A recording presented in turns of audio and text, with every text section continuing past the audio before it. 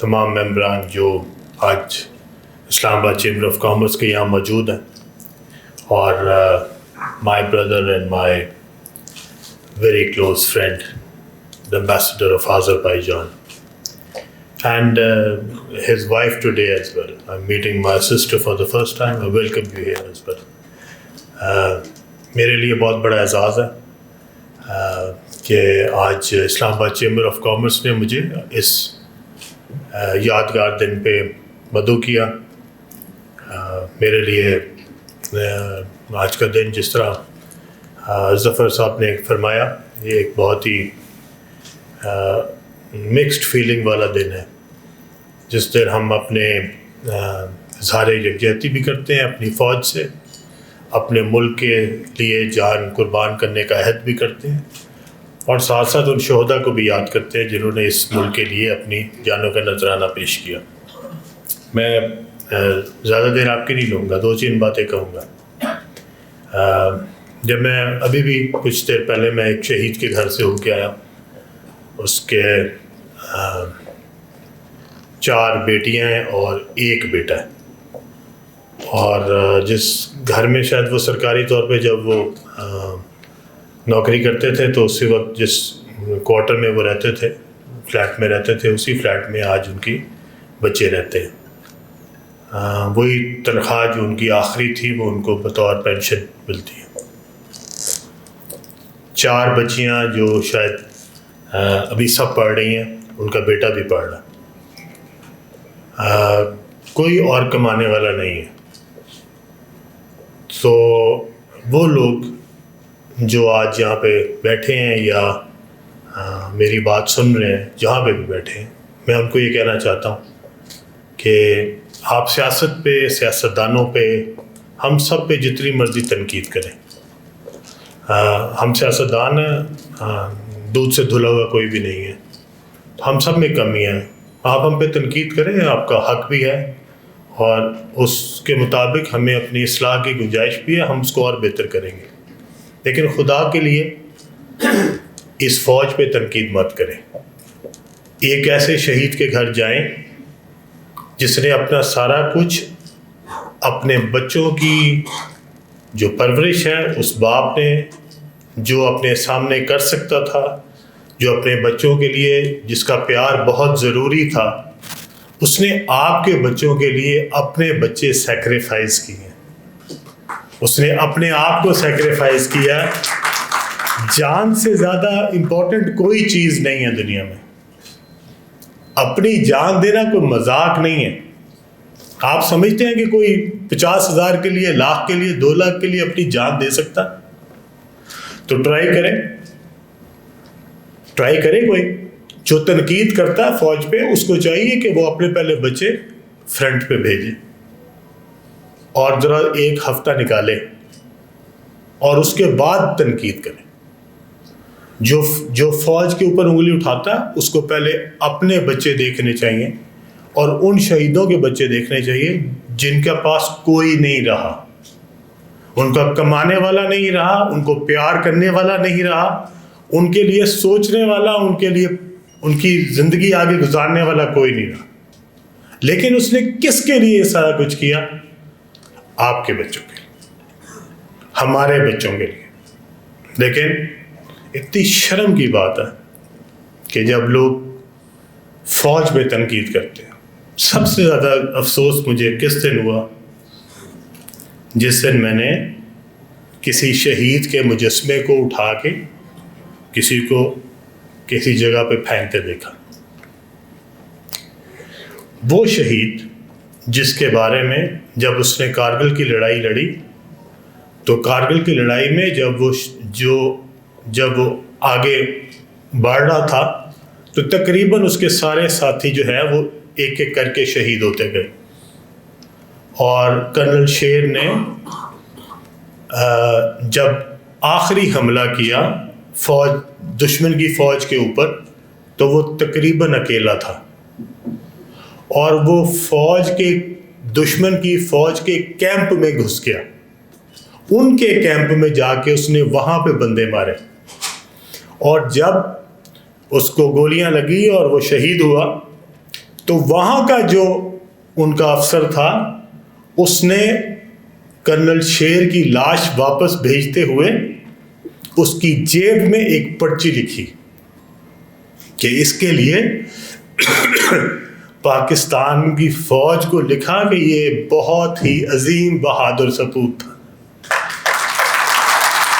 جو بڑی ہی جواں مردی سے اور بہادری سے لڑا. اور اس فوجی نے لکھا کہ ہم اس کے لیے ریکمینڈ کرتے ہیں کہ یہ فوج اس کو کوئی بہت بڑا اعزاز دے. اور ہم نے کیا کیا؟ ذرا سوچیں, ہم نے کیا کیا؟ ہم نے اسی شہید کا مجسمہ اٹھایا اور اٹھا کے غلاظت میں پھینک دیا. سو میں یہ سب لوگوں سے پوچھنا چاہتا ہوں, پوری قوم سے پوچھنا چاہتا ہوں کہ آپ نے کسی بھی پروپیگنڈے کا شکار ہو کے اپنے ملک کے خلاف نہیں جانا. ہمارا دشمن صرف اور صرف یہ چاہتا ہے کہ یہ ملک اندر سے کھوکھلا ہو جائے, اور اس کو کھوکھلا کرنے کے لیے سب سے آسان طریقہ کیا ہے؟ آپ کی فوج کو کمزور کر دیا جائے, آپ کی قوم کو اپنی فوج کے خلاف کر دیا جائے. کسی بھی دنیا میں آپ کو اگر کسی کے خلاف سب سے بڑا کوئی مورچہ لگا سکتے ہیں تو کیا لگا سکتے ہیں؟ اس کی اپنی قوم کو فوج کے خلاف کر دیں.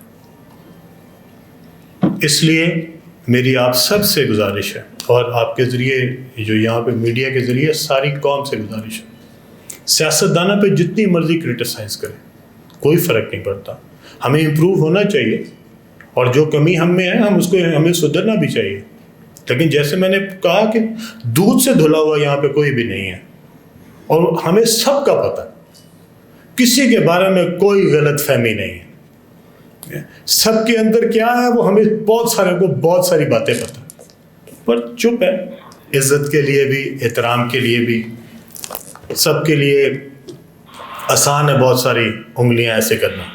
یہ 4 انگلیاں کو, یہ 3 انگلیاں اور یہ سب بھول جاتے ہیں, بس ایسے کرتے ہیں. اپنی طرف جو آتی ہیں انگلیاں اس کی طرف بھی دیکھنا چاہیے. آج کا دن ہمیں اس عہد کی یاد دلاتا ہے جو عہد اس ملک کے ساتھ ہم سب بطور پاکستانیوں کو کرنا چاہیے اور کرنا پڑے گا. اگر اس ملک کو قائم رکھنا ہے تو اس ملک میں جو ہماری فوج ہے اس کا مضبوط رہنا بہت ضروری ہے. جو کچھ بلوچستان میں ہو رہا ہے, جو کچھ KPK میں ہو رہا ہے, جو کچھ سندھ کے اندر ہو رہا ہے, جو کچھ پنجاب میں ہو رہا ہے, جو ساؤتھ پنجاب میں ہو رہا ہے, ہم سب کو پتہ ہے, جو گلگت بلتستان میں ہو رہا ہے, اس کی ہر چیز کے پیچھے آپ کا دشمن ملک ہے جو فنڈنگ بھی کر رہا ہے, جو اس کے اندر لوگوں کو اکسا بھی رہا ہے, جو اس کے اندر لوگوں کو جو ہے وہ کوشش کر رہا ہے کہ کسی طریقے سے یہ ساری چیزیں جو ہے وہ اس ملک کے خلاف اکٹھے کی جا سکے. یہ جو ایک بس کے اوپر جو ابھی ذکر کیا, ایک بس کے اوپر اتار کے ایک خاص صوبے کے لوگوں کو مارنا, یہ صرف کسی ایک صوبے کے لیے نہیں تھا, یہ پاکستان کے خلاف تھا. آپ سوچیں اگر ہر صوبے میں دوسرے صوبے کے لوگوں کو بسوں سے اتار کے مارنا شروع کر دیں تو کیا بنے گا؟ یہ کس کے لیے کیا جا رہا ہے؟ اس ملک کی جڑوں کو کھوکھلا کرنے کے لیے کیا جا رہا ہے. اس ملک کو توڑنے کی سازش کی جا رہی ہے, اور ہمیں سب کو اس کے اندر اپنا کردار ادا کرنا ہے. ہر شخص کے لیے ضروری ہے.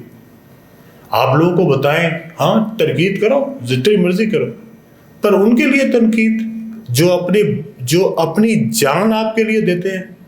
ہر روز کون سا دن ہے جب ہمیں کسی شہید کی شہادت کی خبر نہیں آتی جو فوجی تھا؟ کون سا دن ہے؟ ہر روز کوئی نہ کوئی فوجی جو ہے وہ اپنی جان کا نذرانہ پیش کر رہا ہے. کس کے لیے کر رہا ہے؟ 70,000 تنخواہ کے لیے, 50,000 لاکھ روپے تنخواہ کے لیے کر رہا ہے؟ وہ ہمارے بچوں کو بچانے کے لیے کر رہا ہے, وہ ہمارے گھروں کو بچانے کے لیے کر رہا ہے, وہ ہمارے اس ملک کو بچانے کے لیے کر رہا ہے. کتنے لوگوں کو اس بات کا احساس ہوتا ہے؟ جب ہم ٹی وی پہ روز دیکھتے ہیں اخبار میں روز دیکھتے ہیں، ہر روز 6 شہیدوں کی تصویریں آئی ہوتی ہیں نا. کتنا کو ہمیں یاد آتا ہے کہ ان کے بھی بچے تھے، اور اس کا کیا قصور تھا؟ اس کی تو کوئی ذاتی کسی کے ساتھ دشمنی نہیں ہے، وہ تو ہمیں بچانے کے لیے اگلے محاذوں پہ گیا ہوا تھا. اور جب ہم نے لوگوں کے ساتھ یہ کیا، شاید دشمن بھی اگر ہوتا تو دشمن بھی ہمارے فوجی شہیدوں کے جو ان کے یہاں پہ مختلف جگہوں پہ ان کی نشانیاں تھیں، ان کے ساتھ یہ نہ کرتا. اس لیے یہ ایک ظلم ہے اس ملک کے ساتھ، اس ملک کی ترقی ہے اس کے ساتھ، اور ہمیں سب کو اس کا محاسبہ کرنا ہے، ان لوگوں کا بھی محاسبہ کرنا ہے جو اس میں انوالو ہیں. اور میں کسی ایک جماعت کی بات نہیں کر رہا، میں ایک سوچ کی بات کر رہا ہوں، اس لوگوں کی بات کر رہا ہوں جو اصل میں ہیں پاکستانی لیکن وہ اندر سے پاکستانی نہیں ہیں. کئی ایسے لوگ بھی ہیں جو کہتے ہیں ایک جماعت کے حساب سے یہ ملک ہے، وہ ایک جماعت نہیں یا کوئی ایک بندہ نہیں، تو کہتے ہیں یہ ملک ہی نہیں ہے. ہم سب کی جانوں سے زیادہ امپورٹنٹ، ہم سب کے حکومتوں سے زیادہ امپورٹنٹ یہ ملک ہے. ہم رہیں نہ رہیں، اس ملک کو رہنا ہے. اور کوئی حکومت بھی ہمیشہ کے لیے نہیں ہوتی، حکومتیں آتی ہیں چلی جاتی ہے. انشاءاللہ تعالیٰ یہ ملک قائم ہے، اور اللہ کے کرم سے انشاءاللہ تعالیٰ قائم و دائم رہے گا. میں چونکہ ظفر صاحب کو دیکھ کے شاید میں بھی تھوڑا سا ایموشنل ہو گیا. ظفر صاحب، میرے والد مجھے یاد آ گیا آپ کو دیکھ کے، جو جب قائد اعظم کا نام لیتے تھے تو ان کی آنکھوں میں آنسو آتے تھے، ان کی آواز بھر آتی تھی. ان کو فوت ہوئے اب میرے خیال میں 12-13 سال ہو گئے ہیں، لیکن مجھے بھی یاد ہے کہ جب وہ جمعے کی نماز پڑھتے تھے، آج بھی چونکہ جمعہ، تو اس کے بعد ہم ان کو کھانے پہ انتظار کرتے تھے، تو وہ بہت سارے نوافل پڑھ رہے ہوتے تھے. ایک دن میں نے ان سے پوچھا کہ آپ اتنی لمبی نماز کیوں کرتے ہیں؟ 4-5 بج جاتے ہیں، آپ دوپہر کے کھانے کے لیے آتے ہیں. تو کہتے ہیں وہ نفل پڑھنے ہوتے ہیں. تو میں نے کہا جی نفل تو پڑھنے ہوتے ہیں، پر کس کے لیے نفل پڑھتے ہیں؟ تو انہوں نے سارے نام بتایا، کوئی نانا کا، کوئی دادا کا، کوئی والد کا، کوئی والدہ کا، کسی کا. ساتھ انہوں نے بتایا قائد اعظم کا. تو مجھے اس سے پہلے اور اس کے بعد آج تک کوئی شخص نہیں ملا جس نے مجھے کہا ہو کہ میں ہر جمعے کو قائد اعظم کے لیے نوافل ادا کرتا ہوں. تو اس لیے یہ چونکہ میرے خون میں شامل ہے، اس لیے میرے خیال میں جتنی دیر میں ہوں انشاءاللہ میں اپنے ملک کے لیے، اپنے ملک کی ترقی کے لیے اپنا کردار ادا کروں گا. مجھے اس ملک نے وہ سب کچھ دیا ہے جو کہ شاید میں کبھی خواب میں بھی نہیں سوچ سکتا تھا. اور اس میں اللہ کے کرم کے بعد اگر کسی چیز کا سب سے زیادہ کردار ہے تو میرے ملک کا. سب کچھ، ساری عزت، ساری دولت، ساری شہرت اس ملک کی بدولت. اور انشاءاللہ تعالیٰ جتنی دیر ہم ہیں، ہم اس کی ترقی میں اپنا کردار ادا کریں گے، جتنا بھی کر سکے، جتنی کنٹریبیوشن کر سکے. ہم سب نے اپنے اپنے حصے کا کردار ادا کرنا ہے، اور وہ کافی ہے. اگر ہم اپنے حصے کا کردار ادا کر دیں، بجائے اس کی کہ میں کسی اور کو کہوں کہ جناب اپنا حصے کا کردار ادا کریں، بس میں اپنے حصے کا کردار ادا کروں، میں اپنا حصہ پورا کر لوں، وہی کافی ہے. اسی طرح ہر بندہ اپنا حصہ کر لے تو کافی ہے. کسی کو کہنے کی بجائے میرے خیال میں ہمیں اپنا حصہ ادا کرنا چاہیے، اور انشاءاللہ تعالی ہم کریں گے. I am really grateful to my brother Excellency who is here.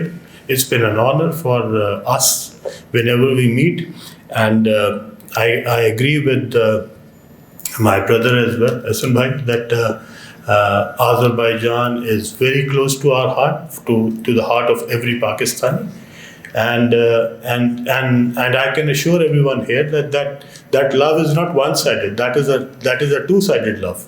Or the people of Azerbaijan also love Pakistanis as we love them. So inshallah ta'ala, with times to come, we will have more strong relationship between the two brotherly countries, and inshallah I'm hopeful that after the visit of the president, inshallah our mutual understandings and agreements that we have signed, inshallah they will furnish a very good results, inshallah. Thank you so much. بہت شکریہ آپ سب کا، اور ایک بار پھر president صاحب آپ کا، آپ کی پوری کابینہ کا میں دل کی گہرائیوں سے شکریہ ادا کرتا ہوں. تمام ممبران جو آئے یہاں پہ، خواتین و حضرات جو یہاں پہ بیٹھے ہیں، میں آپ سب کا دل کی گہرائیوں سے ممنون و مشکور ہوں. بہت بہت شکریہ.